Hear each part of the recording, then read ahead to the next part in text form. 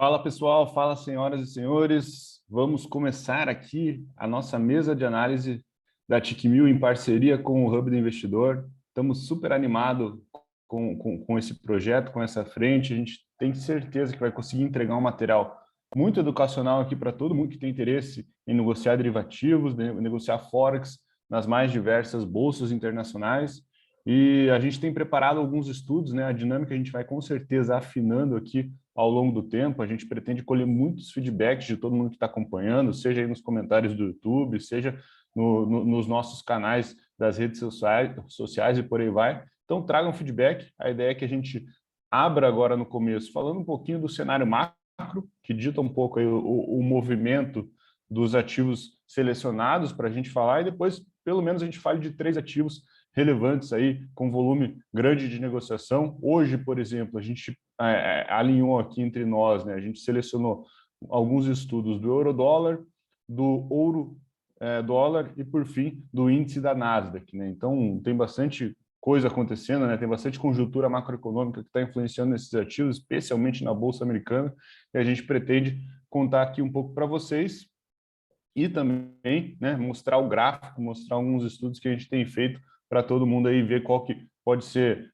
níveis interessantes de suporte e resistência, entender um pouco o que significa cada indicador, entender um pouco da nossa mentalidade como analista técnico. Então, vai ter bastante coisa para a gente escorrer. Novamente, reforço que estamos começando a moldar esse modelo da mesa de análise diariamente, então os feedbacks de todos vocês são importantes demais para a gente fazer esse negócio cada vez mais legal. Vamos lá, o que eu queria dividir um pouco com vocês? Deixa eu dividir a tela aqui. Legal. Não vou começar... Como eu falei, né? Aqui são 3 gráficos, a gente está usando o terminal da TIC1000 do MetaTrader. Acho que é a principal ferramenta para quem vai operar esse mercado. Com o passar do tempo também a gente vai mostrando aqui um pouco das funcionalidades, de como inserir indicadores, de como colocar aí as imagens técnicas de suporte, de resistência e por aí vai. Então, é super simples fazer o seu cadastro, você consegue baixar o software do MetaTrader depois de fazer o cadastro na TIC1000 e já começar a estudar. Acho que é interessante que você consegue fazer uma conta demo de 7 dias para você operar de forma, né, no terminal de demonstração, que é fundamental, porque, especialmente para quem está começando, né, operar esse mercado não é nada trivial, não é nada simples, por mais que você até tenha uma experiência como analista técnico em outros ativos. Por exemplo, você tem por costume operar B3, mesmo assim, é interessante que você teste bastante nesses 7 primeiros dias, porque são mercados um pouco diferentes, que têm triggers diferentes, né, gatilhos diferentes. Então, é muito interessante utilizar esses primeiros 7 dias para testar, especialmente o teu setup, o que você tem por costume utilizar, porque não necessariamente ele vai se replicar com a mesma assertividade do que você fazia em outro mercado, tá? Antes de tudo, né, vou dar uma leve conjuntura macroeconômica, depois vou entrar ativo por ativo aqui para contar um pouco para vocês, mas nessa manhã os mercados globais amanhecendo com uma leve queda, né? Então, se não estou enganado, aí, o índice S&P 500 ele está caindo agora 0,30, muito puxado ainda por todas essas incertezas que a gente está vendo em relação ao aperto monetário do Banco Central norte-americano, bem como o rendimento dos títulos de renda fixa por lá. O que a gente quer dizer com isso, né? Também puxando um pouquinho mais para o macro, depois a gente vai para o técnico. Todo mundo sabe que a gente teve aí um grande crash lá atrás, né? Especialmente voltado para a economia real, e com isso, né, o Banco Central norte-americano, junto com todos os bancos centrais mundo afora, colocaram muito dinheiro, né, no mercado. Colocar dinheiro nada mais é do que ou imprimir dinheiro ou você deixar o custo do dinheiro no tempo mais barato. Ou seja, eles pegaram as taxas de juros e levaram, aí, por exemplo, os Estados Unidos levou a praticamente 0%, né, 0,25%, na verdade, por um bom tempo. Isso colocou uma liquidez muito grande no sistema. A partir do momento que recuperaram os empregos, e agora a gente vê uma atividade econômica nos Estados Unidos, por exemplo, um pouco mais intensa, né, tudo voltando um pouco ao normal, agora é hora de você tirar esse dinheiro, né? Você vai fazer um aperto monetário. e isso significa subir juros na economia norte-americana, bem como vender parte desses títulos que o Banco Central foi comprando ao longo do tempo. E nesse movimento de subir juros por lá, a gente normalmente, né, a gente tende a ter alguma queda de performance nos ativos de risco. E ativos de risco eu estou falando aqui, por exemplo, da classe acionária, das criptomoedas e por aí vai. E quando você sobe juros, você vai subir o custo de financiamento das empresas que têm dívida, né? Quase todas as empresas no mundo têm dívida, mas tem setores que têm um pouco mais de dívida, né? Os seus balanços são compostos com uma parcela maior de capital de terceiro do que capital próprio, tá? E esses setores, obviamente, quando você sobe, né, 10%, 20%, 30% do 0,25 de antes, que agora virou 0,50, por exemplo, isso tende a tornar os seus balanços um pouco piores, né? E daí, o que acontece? A gente tem uma correção desses múltiplos negociados nas bolsas de valores. Especialmente, como eu falei, quem são os caras que normalmente tendem a ter mais dívida que o normal são as empresas que estão lá naquele fluxo de crescimento, que são ditas como growth, né? E tendem, e nos últimos anos a gente viu que essas empresas normalmente estão nos setores de tecnologia. Lembrando que, né, qual que é a principal bolsa global de tecnologia? A Nasdaq. Então, a conjuntura atual está mostrando um crescimento desses rendimentos dos juros americanos e uma queda do mercado acionário norte-americano, especialmente puxado pela bolsa de tecnologia, pela Nasdaq, né? Lembrando que a Nasdaq tem um peso gigantesco daquelas grandes big techs que a gente costuma dizer, Microsoft, Google, Facebook, Amazon e por aí vai. Elas sim deram uma recuada, mas boa parte do que não tem tanto peso relevante na NASA, que são as empresas de, digamos, uma segunda categoria, tirando as big techs, essas aí já estão caindo com bastante intensidade. Eu vou mostrar aqui no gráfico para vocês e a gente vai falar um pouco de macro nesse começo mesmo, porque, querendo ou não, isso tem ditado tanto a análise do Forex, né, porque o dólar está passando por uma mudança de conjuntura, isso acaba influenciando no euro, acaba influenciando na libra esterlina, no iene japonês, e também influenciando as bolsas, bem como, né, por exemplo, eu vou falar hoje de ouro com vocês, no ouro também, né, então a gente vê agora os rendimentos americanos pagando um pouco, né, que seja, e o ouro é um ativo que, apesar de ser defensivo, né, ele protege da inflação, mas ele não tem rendimentos, né, ele não paga rendimentos de forma mensal, anual ou semestral. Então, ele acaba perdendo um pouco de espaço também contra a renda fixa norte-americana. Beleza, vamos lá. Eu vou abrir aqui o MetaTrader para vocês, como eu falei, e narrar um a um dos nossos 3 estudos do dia. O primeiro, esse aqui, ele é o euro-dólar, né? Então, nesse atual momento, ele está sendo negociado a 1,32000, né? Então, é normal que o euro-dólar ele sempre é negociado com 5 casas decimais, né? Então, muita atenção, porque quando parece que é uma mudança sutil, né? Só da quinta decimal, como a gente chama, né? O PIP, na verdade, dependendo do seu nível de alavancagem, né? Poucas mudanças lá na quinta casa decimal, com certeza pode te trazer ou ganhos muito grandes ou perdas relevantes também. Então, é fundamental que vocês entendam o conceito de alavancagem, o conceito do custo para operar, dos seus spreads e por aí vai. Futuramente, né, nos próximos morning calls, a gente vai trazer também, né, explicando o beabá de tudo isso, mas no próprio canal da TIC1000, no próprio site da TIC1000 em português, aqui o site local, você tem tudo muito bem explicado, quais são os padrões de alavancagem, quanto que isso significa, né, de 1 para 5, de 1 para 10, de 1 para 100, e também os custos das operações, tá? Então, euro-dólar são 5 casas decimais nesse momento negociado a 1,32, basicamente, né? Agora já está 1,3187. Eu estou com o gráfico diário, né? O gráfico diário a gente está operando numa queda, né? Uma queda aí dentro de um canalzinho, que eu já vou explicar o que a gente está vendo nesse canal, mas quando eu puxo aqui para o time frame um pouco mais curto, né? Por exemplo, 15 minutos, deixa eu até dar um zoom aqui maior para vocês.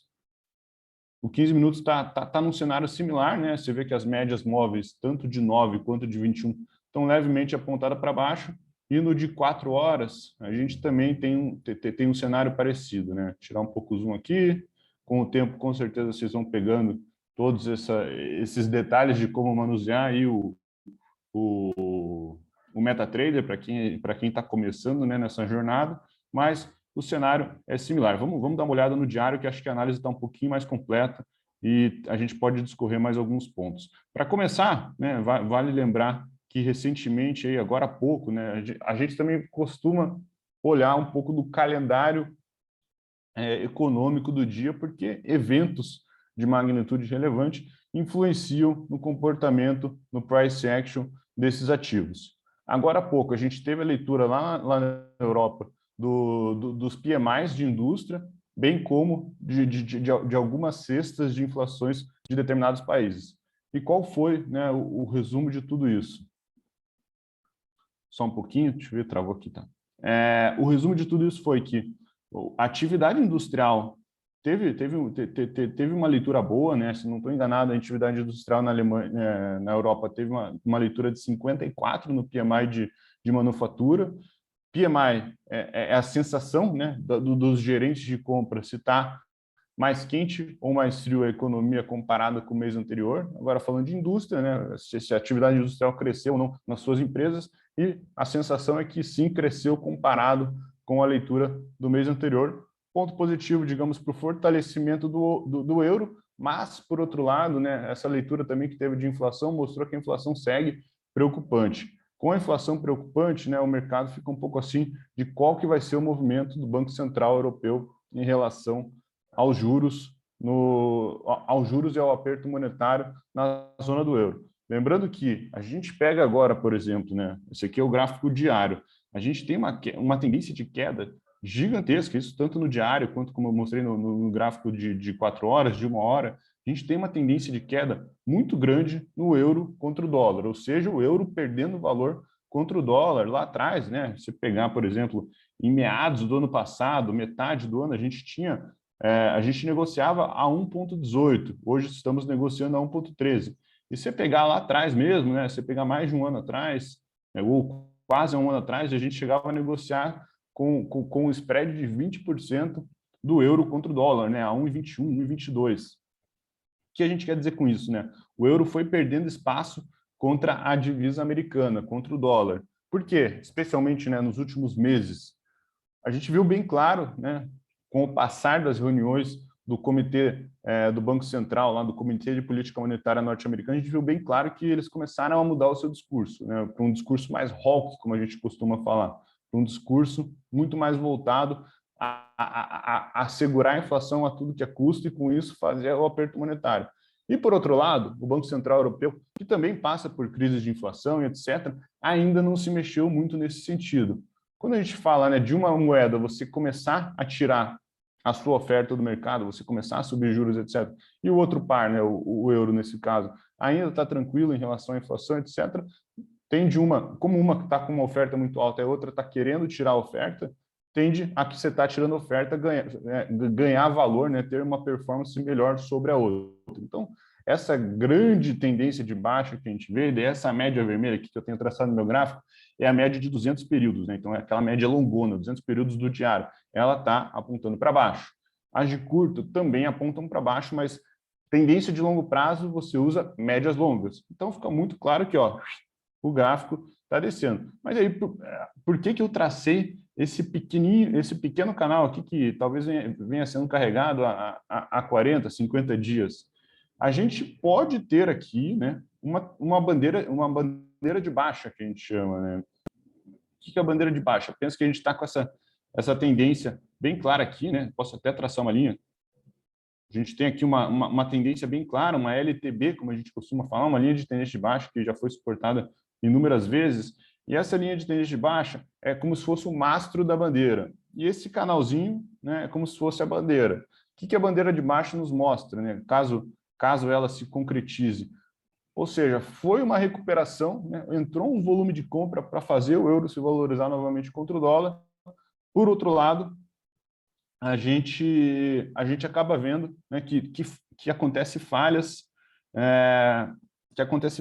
na tentativa de rompimento dessa tendência de baixa. E caso falhe, a gente perca a parte inferior do canal, ou seja, a gente está fazendo uma nova pernada de queda. Então, é esse o grande risco para quem está comprado, é se essa bandeira de baixa se concretizar.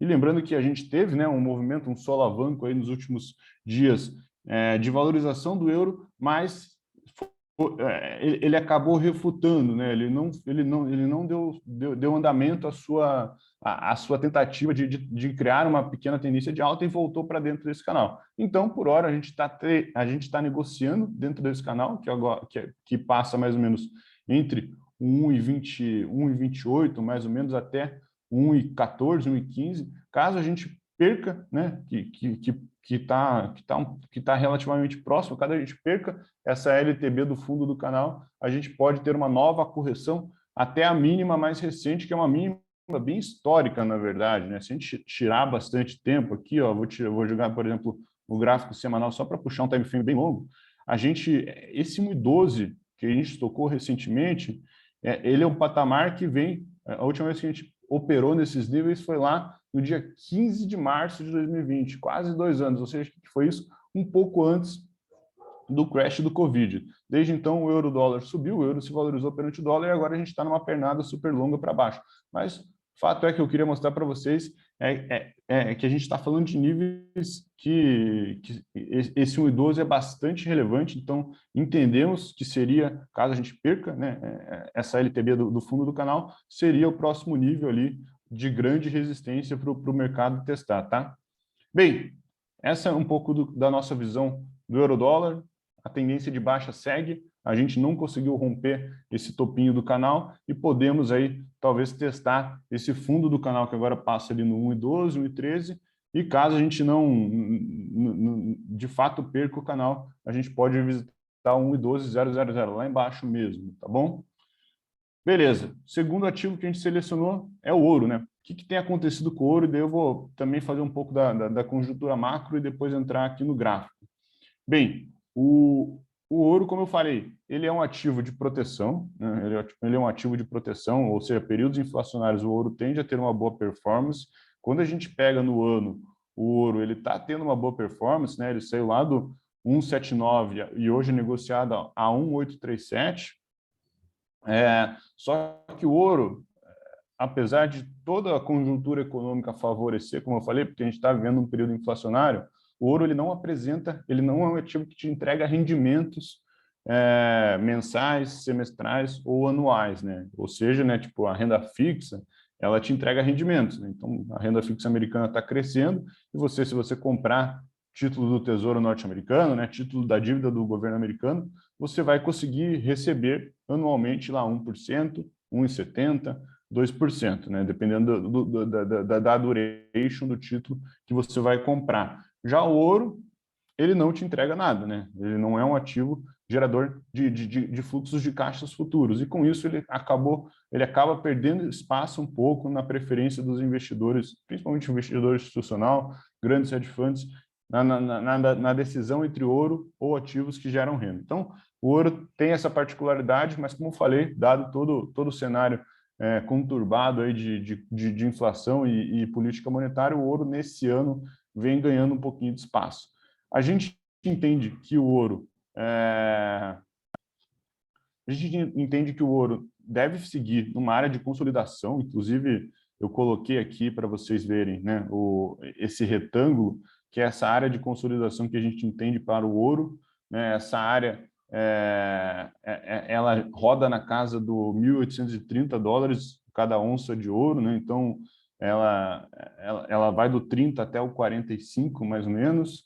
A gente também entende que a gente tem um pequeno canal de alta, como eu comentei, que vem desde o começo do ano, né? E ele vem sendo suportado. Quando a gente teve realizações no ouro, a gente nem chegou a tocar direito nessa LTB, já voltou a subir. E para cima, né, caso aconteça o rompimento do topo do canal, que hoje passa ali na casa de 1.850, a gente pode testar outros 2 níveis que também servem como resistência agora, dado o gráfico lá de trás, né, que são 1.800 e 570, mais ou menos, e 1.876, né? Então, são níveis que a gente viu lá em novembro de 2021, que caso, novamente, a gente rompa esse 1.850, a gente pode sim vir a testar, mostrando que o ouro está sim em um momento positivo, mas o que pode atrapalhar é um desencadeamento muito grande desses rendimentos da renda fixa norte-americana, tá? Deixa eu ver se eu tenho mais alguma coisa para destacar do ouro com vocês. Acredito que não, acho que vale destacar que, né, hoje o mercado tem precificado 4 aumentos de juros nos Estados Unidos, e isso influencia o ouro, como eu acabei de citar. Anteriormente, né, o mercado estava precificando 3 aumentos, né, e agora, basicamente, todos os grandes bancos de investimento lá de Wall Street falam em 4 aumentos, sendo que o primeiro já deve ocorrer agora na primeira reunião do ano do Banco Central norte-americano, que é em março, tá? Então, isso deve afetar um pouco a dinâmica do ouro, mas no curto prazo a gente está com uma tendência de alta. As médias de 21 e de 9, né, essas médias exponenciais que a gente usa aqui, elas estão levemente para cima, né?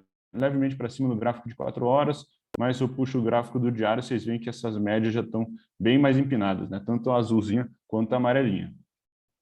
Beleza. Ouro é isso, né? Tendência no curto prazo de alta. Temos um canalzinho ali. Se a gente romper, a gente pode visitar até 1.870. Agora, olhar Nasdaq, né? Nasdaq super interessante. Aí a gente vê uma pernada de baixo muito intensa, né? Como eu falei, né? Todo aquele movimento da conjuntura econômica faz bater em ações de tecnologia. Essas ações de tecnologia acabam sofrendo bastante com o aumento de juros. E, por fim, e isso é muito claro na Nasdaq. E como eu falei, né, a Nasdaq ainda tem um peso muito grande das empresas grandes de tecnologia mesmo, né, das Big Techs. Essas Big Techs, como elas são muito sólidas, né, elas vão seguir entregando bons resultados, elas acabam caindo menos do que a outra parte da cesta que é menos relevante, né, das empresas de tecnologia, talvez não tão famosas, não tão grandes, digamos assim.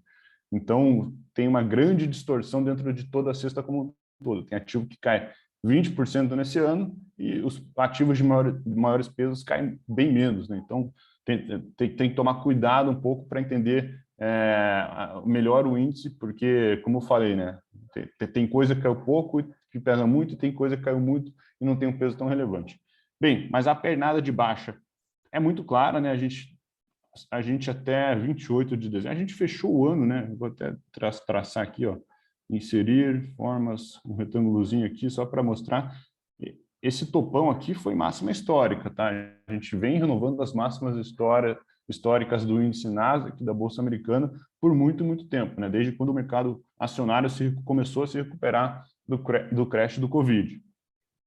E a gente fez um topão duplo lá em cima, né? Nesse 16,485, a gente fez um topão lá em cima, e desde então, né, quando o discurso hawkish do Banco Central norte-americano, né, apertou ainda mais, começou a aparecer mais detalhes, a Nasdaq veio desabando. O que a gente entende de próximos níveis de resistência? Eu não estou com o FIBO traçado aqui, no final do dia ou no próximo Morning Call a gente vai trazer com o FIBO traçado, mas por níveis de FIBO a gente tem aí outros 2 níveis que podem segurar o índice Nasdaq, mas talvez a gente não consiga segurar, na verdade, porque não tá com cara, né? A gente está num sell-off bem intenso. Um deles é o 14.240 dólares e depois só o 14 mil redondo, tá? Bola a bola. Então, tendência bem baixista, né? Quando você pega aí o gráfico diário, tanto as médias 9 quanto a de 21, elas estão apontadas demais para baixo, né? E a média de 200 dias, né? Pensa que 200 dias é muito grande, né? Ela é bem longa, ela já está flat, né? Ela já não está nem apontando para cima, nem apontando para baixo. E vocês podem ver que ao longo de todo o ano de 2021, essa média se manteve empinada para cima. No curto prazo, né? Como eu falei, o mercado segue operando. Deixa eu até aumentar um pouquinho o zoom aqui. Boa. O mercado segue operando também em tendência de baixa, né? Então, como eu falei, o índice, o S&P 500 abriu também baixa hoje, puxado por Nasdaq, né? A Nasdaq está caindo 0,35 também, meio que em linha com o S&P 500. Então, seguimos nessa tendência de baixa, com pouca força compradora por hora na Bolsa Americana e no índice Nasdaq. A gente está testando essa média de 9 períodos aí do gráfico de 15 minutos, provavelmente os 5 minutos, a de 21 a gente também está testando e não está conseguindo vencer. Então, como eu falei, mesmo no diário, né, puxando, pode ser no diário, pode ser no gráfico um pouco mais curto, a gente tem esses dois níveis aí como próximos testes e, por hora, né, compras sem sinal algum no índice Nasdaq. E vamos ficar muito atentos também em relação à agenda macroeconômica, etc., porque qualquer novo recado do Banco Central norte-americano em relação a essa política monetária vai afetar todos esses ativos que a gente falou, especialmente a Bolsa de Tecnologia por lá, que é a Nasdaq, né? Bem, era isso que eu queria comentar com vocês. Acho que conseguimos aí resumir os principais pontos de suporte e resistência desses 3 ativos que a gente falou hoje. São 3 ativos de grande liquidez na TIC1000 e nos mercados globais. E tenho certeza que a gente vai conseguir fazer um projeto bem bacana aqui nessa mesa de análise em português, né? Acho que é algo que estava faltando aí. Pouca gente gera conteúdo, faz um conteúdo de análise de ativos internacionais em português, né? Falando com analistas brasileiros e por aí vai. Então, tenho certeza que vocês vão curtir a nossa mesa de análise. Encaminhe para os seus amigos, encaminhe para quem tem interesse em diversificar as suas formas de investir, as suas formas de operar, né? Que está fugindo um pouco, talvez, da B3, que lembre-se que os volumes que eu mostro, tá?